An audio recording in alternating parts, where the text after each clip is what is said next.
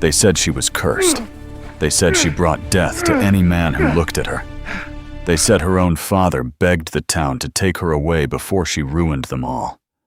That was why they dragged her into the center of Laramie, Wyoming, with a rough sack pulled over her head and rope around her wrists like she was a stray animal. The men laughed. The women turned their backs. The preacher did not say a word. But Elias Boone did not laugh. He stood at the edge of the crowd, tall and silent, his broad shoulders wrapped in a heavy buffalo coat, dusted with snow. He had come down from the Bighorn Mountains only to trade pelts and buy flour before winter sealed the passes. He did not come for a bride. Yet there she was. The auction block was nothing more than an old wagon turned sideways in the mud, and a thin man named Clyde Mercer stood on it, waving a paper in his hand like he was selling fine cattle. "Strong back," Clyde shouted.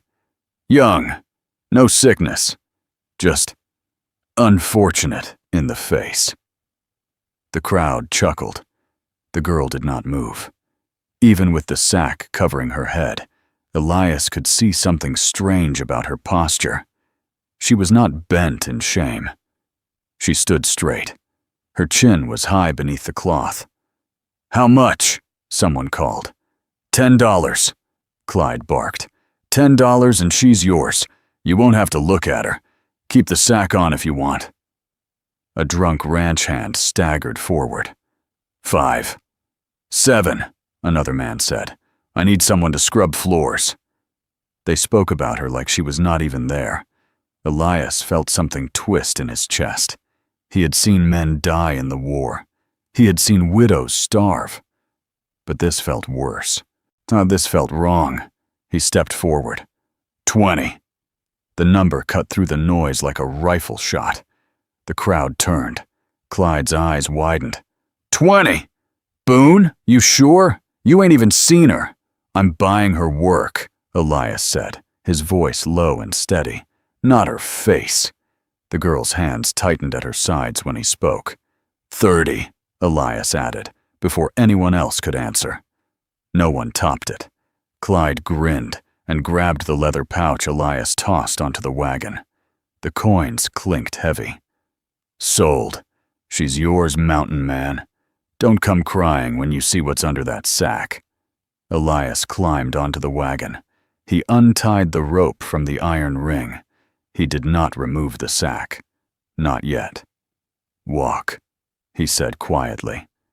She stepped down beside him. They left town under a sky the color of steel. No one tried to stop them. The trail toward the Bighorns was long and empty. Elias had 2 horses. He mounted his chestnut stallion and tied the lead rope of the second horse to his saddle. He helped the girl onto it. She moved carefully but did not tremble. They rode for hours in silence. The snow deepened as they climbed. The air grew sharper. The town disappeared behind them like a bad dream. "You can take it off," Elias said at last, without looking back. "No one's watching." She did not answer. After a moment, she reached up and loosened the rope around her neck. But instead of removing the sack, she only lifted it slightly so she could see the path ahead. Her face remained hidden. Elias frowned but said nothing. By nightfall, they reached his cabin. It stood against a wall of dark pine trees near a frozen creek. Smoke rose thin from the chimney. Yes, the place was rough but sturdy, built with his own hands. He dismounted and helped her down. Inside, the cabin was warm. A fire crackled in the stone hearth. The scent of pine filled the air. He closed the door behind them. "Take it off," he said. The girl stood in the center of the room. The firelight flickered against the burlap cloth. For a long moment, she did not move. "I won't scream," Elias added, "and I won't send you back." Her hands trembled slightly as they rose to the sack. She pulled it up and over her head. Elias expected burns. He expected twisted flesh or something terrible. Instead, he gasped. She was beautiful. Not in the soft, fragile way of city ladies. She had sharp features and strong bones. Her skin was pale against long, dark hair that fell to her shoulders. But it was her eyes that froze him in place. One eye was bright green. The other was deep gray like a storm. There was a scar along her cheek, thin but long, as if someone had cut her on purpose. She stared at him, waiting for disgust. "Well," she said, her voice steady. "Do I look cursed?" Elias stepped closer. He studied the scar. It was not an accident. It was a mark made with anger. "Who did that?" he asked quietly. "My husband," she said. The word hung heavy in the air. "I ran," she continued. "He caught me. He said no man would ever want me again, so he made sure of it." Elias's jaw tightened. "He told the town I was mad, that I tried to poison him. They believed him. And the sack? He said my face scared him." Elias felt heat rise in his chest. Not fear, not shame. Rage. "What's his name?" he asked. "Caleb Turner." Elias knew it. Turner owned half the cattle in the valley below Laramie. A powerful man, the kind who thought money made him untouchable. "He won't come up here," Elias said. "He will," she replied. "He doesn't let things go." Elias studied her again. "What's your name?" "Rebecca Hale." He nodded. "You can have the loft. I'll sleep down here." She blinked, surprised. "You're not afraid?" she asked. "I've seen worse than scars," he said, "and I don't believe in curses." The next days were quiet. Rebecca worked without being asked. She cleaned the cabin. She cooked with skill that surprised him. She mended his torn coat. She moved like someone raised in a proper house, not a farm. One afternoon, he returned from checking traps to find her sitting by the window, reading from an old Bible he kept on a shelf. "You can read?" he asked. She looked up. "My father was a schoolteacher." Elias sat across from her. "Why did you marry him?" he asked gently. Her hands tightened around the book. "I didn't have a choice." Snow began to fall harder that week. The mountains grew silent. On the 6th night, Elias stepped outside to bring in firewood. He stopped. Tracks. Fresh ones. Horse tracks. 3 sets. They circled the cabin and led back toward the valley. Elias's stomach went cold. He walked back inside slowly. "Pack what you need," he said. Rebecca looked at him, fear flashing in her mismatched eyes. "He found us." Elias grabbed his rifle from above the door. "Not yet," he said, "but he's close." Outside, a branch snapped. Then came the sound of hooves crunching through snow. A voice called from the dark. "Rebecca!" She went pale. Dick Caleb Turner's voice carried through the trees like a snake's hiss. "Come home," he shouted. "You don't belong with that animal." Elias stepped in front of her. "You stay behind me," he said. The door rattled as someone slammed against it. "Open up, Boone," Caleb called, "or we burn you out." Rebecca's breathing quickened. Elias looked at her. "You know how to shoot?" he asked. She nodded once. He handed her a spare rifle. The first shot shattered the cabin window. Wood splintered. Smoke and cold air rushed inside. Elias fired back through the door. A man screamed. Rebecca moved to the side wall and aimed toward the shadows near the stable. Another shot rang out. More shouting. Caleb's voice roared in anger. "You think you can keep what's mine?" Rebecca's eyes hardened. "I was never yours," she whispered. Elias glanced at her and saw something fierce rise in her expression. Not fear, not shame. Strength. The door cracked under another heavy blow. Elias reloaded. "They'll try the back," he said. Rebecca ran to the rear window. She steadied her rifle and waited. The latch began to move slowly. Without hesitation, she fired through the wood. A body fell. Silence followed. For a brief second, the snow outside swallowed all sound. Then, Caleb shouted from somewhere near the tree line. "This isn't over!" Elias stepped to the broken window. Through the blowing snow, he saw a figure retreating on horseback. Caleb Turner was not dead. He was retreating. But the look he gave the cabin before vanishing into the storm promised something worse than tonight. Elias shut the door and barred it tight. Rebecca stood shaking now, the rifle still in her hands. He walked to her and gently lowered it. "You did good," he said. She looked at him, tears finally breaking free. "He won't stop." Elias stared into the storm outside. "Then neither will we." The wind howled against the cabin walls. Winter had only just begun. The storm lasted 3 days. Snow buried the cabin halfway to the windows. The world outside turned white and silent. But Elias knew silence in the mountains never meant safety. It meant waiting.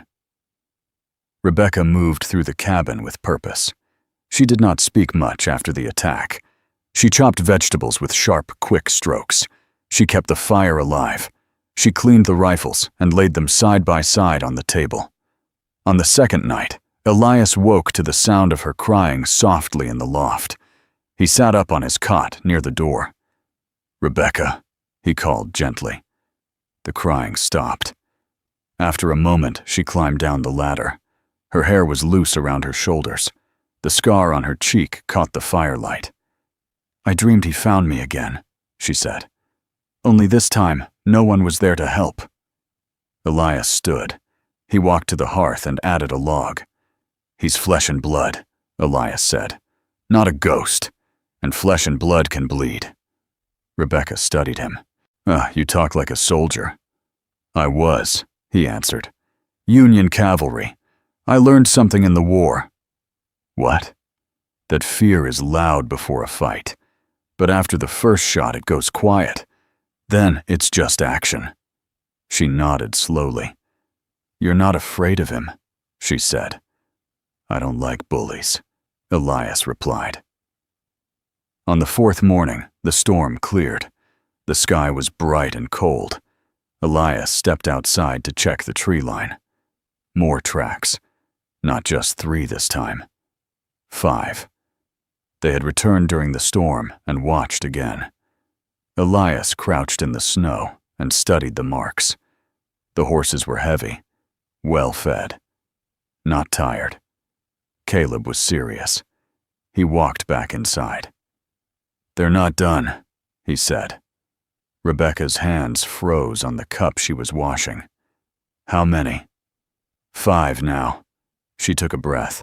"And he won't stop until I'm back in chains." Elias looked around the cabin. "They won't attack in daylight," he said. "They'll wait for dark." Rebecca stood straighter. "Then we don't wait," she said. Elias raised an eyebrow. "We take the fight to him?" She met his eyes. "Yes." The idea hung between them like a spark near dry wood. "Caleb's ranch sits near the lower valley," Rebecca continued. "There's a supply barn at the edge of the property. If that burns, he loses winter feed." Elias studied her carefully. "You want revenge." "I want freedom," she answered. That afternoon, they saddled the horses. The ride down the mountain felt different this time. Rebecca did not sit quiet and hidden. She rode beside Elias, her rifle strapped across her back. They reached the valley near dusk. As Caleb Turner's ranch stretched wide across frozen fields. The main house stood tall and painted white, with smoke rising from its chimney. The supply barn sat apart from the rest, stacked high with hay. Elias tied his horse in the trees. "You sure?" he asked. Rebecca nodded. They moved through the snow quietly. The ranch hands were inside, keeping warm. Rebecca crept toward the barn. Elias followed. Inside, hay bales rose high to the rafters. Barrels of feed lined the walls. Rebecca pulled a small lantern from her coat. Her hands shook slightly as she struck a match. Elias placed his hand over hers. "No going back after this," he said. She looked at him, eyes steady. There was never going back. She lit the lantern and tipped it into the hay. Flames caught slowly at first, then faster, when they slipped back into the trees as smoke began to rise. By the time the ranch hands noticed, the barn was fully ablaze. Men shouted. Buckets of water were thrown uselessly against roaring fire. Caleb Turner stormed out of the house, coat thrown over his shoulders. Elias watched from the shadows as Caleb stared at the burning barn. Even from a distance, Rebecca could see the fury twist his face. He scanned the tree line as if sensing her presence. Rebecca felt a strange calm settle inside her. "He knows," she whispered. "Yes," Elias said, "and now he's angry." "Good." They rode back up the mountain under a sky filled with stars. For 2 days, nothing happened. Then, on the third night, the attack came. It started with fire. A flaming torch struck the stable roof. Elias was outside chopping wood when he saw it. When he ran to the well, shouting for Rebecca, she rushed out with a bucket. More torches flew from the darkness. 5 riders circled the cabin. Caleb's voice cut through the chaos. "You think you can burn my land?" he shouted. "I'll burn your world down." Elias fired toward the riders. One horse screamed and bolted. Rebecca doused the stable roof just as flames began to spread. Gunfire erupted from all sides. Wood splintered. The cabin walls shook under the assault. Elias grabbed Rebecca's arm. "Inside!" he shouted. They retreated through the door as bullets punched through logs. Elias barred the entrance. "They'll rush soon," he said. Rebecca loaded cartridges with quick fingers. "You could leave me," she said suddenly. "If he only wants me." Elias looked at her sharply. "I don't leave people behind." The door burst inward under a heavy blow. A ranch hand charged through the smoke. Rebecca fired. The man fell. Another followed. Got him through the chest. Outside, Caleb roared in frustration. He charged forward himself. Elias saw him through the smoke, rifle raised. 2 shots rang out at the same time. Elias felt heat slice across his side. He staggered, but stayed standing. Caleb's shoulder exploded red.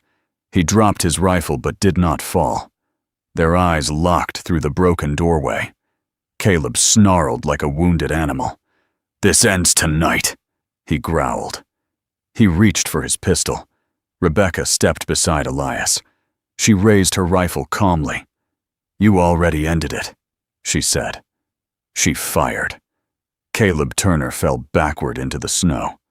Silence followed, whilst the remaining riders fled into the trees. Elias leaned against the wall, breathing hard. Rebecca walked slowly toward Caleb's body. Snow drifted gently down around him. She stared at the man who had branded her, hunted her, tried to own her. He lay still. No more shouting. No more chains. Elias stepped beside her. "It's done," he said. Rebecca looked up at the dark sky. For the first time since leaving Laramie, her shoulders relaxed. The mountains stood quiet around them. Winter air felt clean again. They dragged the bodies away from the cabin and covered them with snow. There would be questions come spring, but for now, the valley was silent. That night, Rebecca did not cry in her sleep. She climbed down from the loft before dawn and sat beside Elias at the hearth. "Thank you," she said softly. Elias shook his head. You saved yourself." She reached out and touched the scar on her cheek. "I thought this mark meant I was ruined," she said. Elias looked at her. It means you survived. The fire crackled between them. Outside, the first light of morning touched the snowy peaks. Winter was still strong, but fear was gone.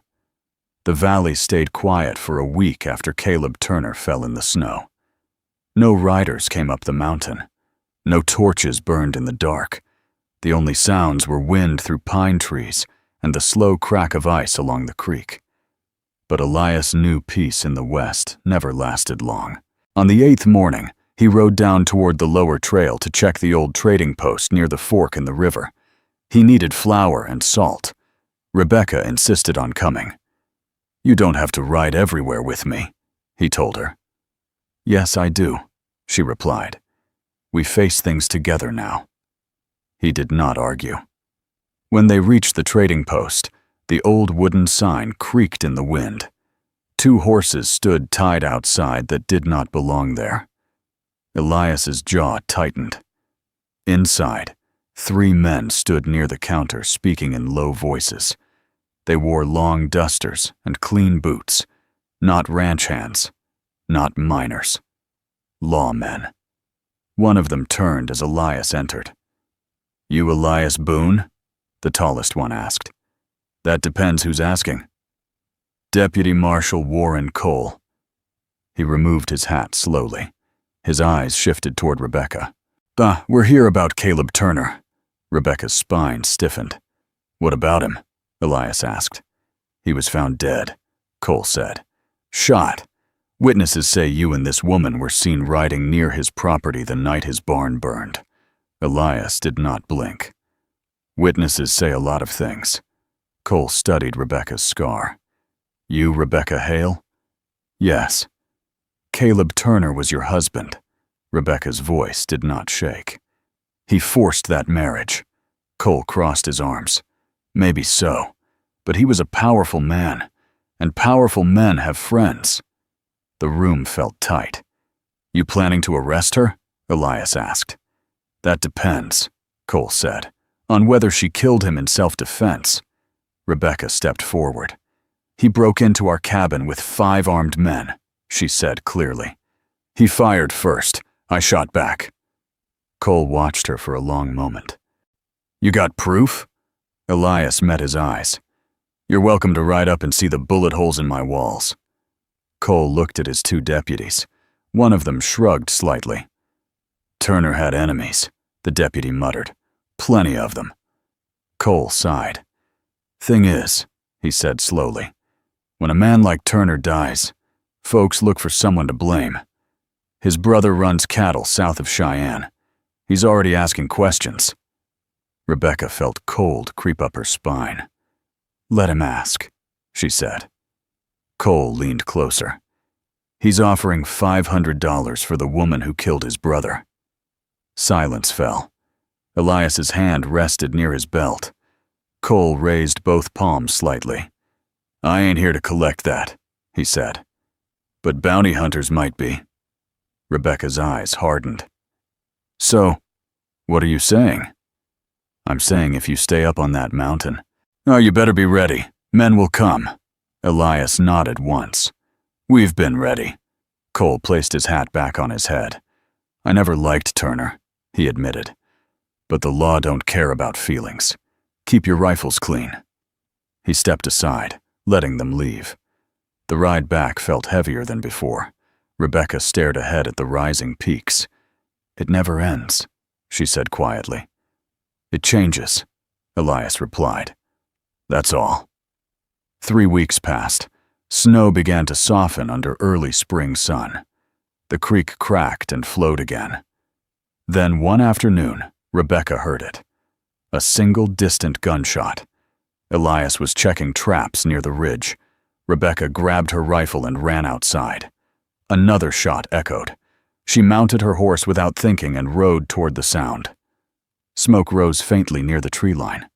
She found Elias kneeling behind a fallen log, blood seeping from his left thigh.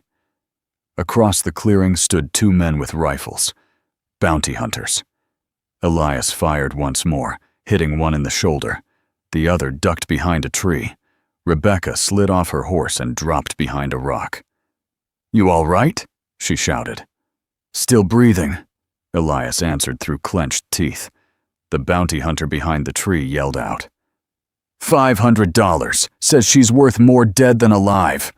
Rebecca's grip tightened. She moved low and fast through brush, circling wide. The man focused only on Elias. Rebecca came up behind him silently. "Turn around," she said coldly. He spun halfway before she struck him across the head with her rifle stock. He collapsed into the snow.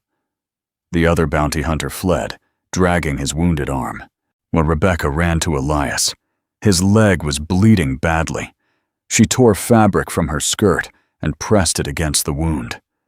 "You came alone," he muttered. "You would have done the same." She helped him back to the cabin slowly. For 2 days, she stayed at his side. She cleaned the wound. She boiled water. She fed him broth.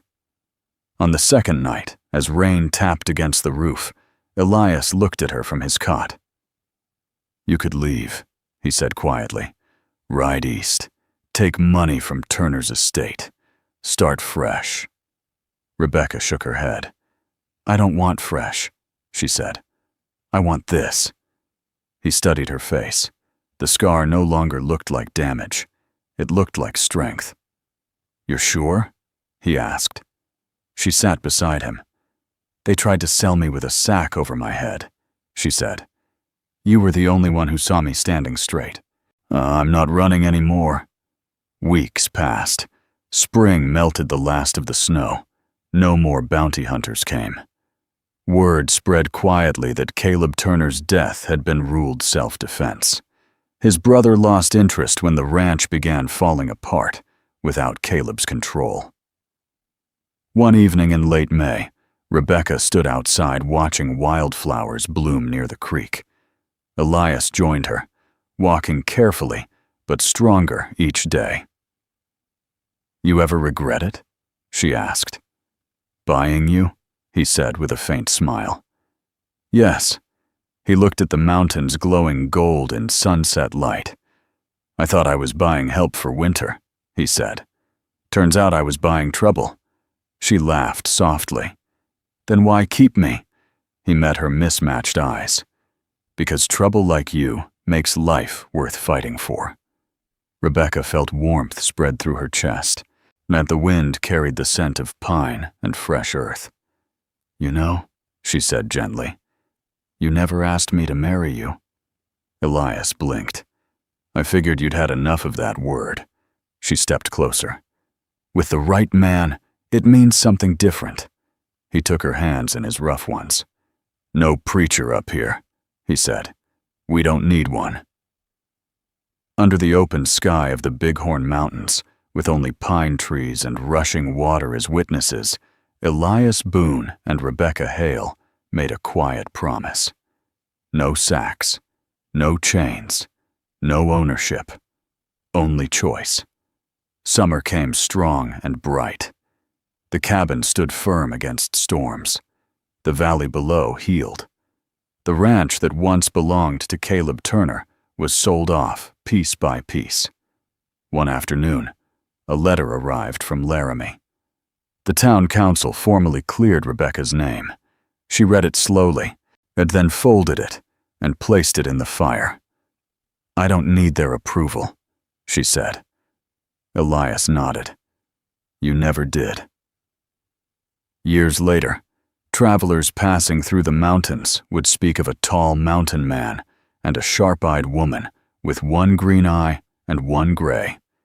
They said she shot straighter than most men, and that he listened when she spoke.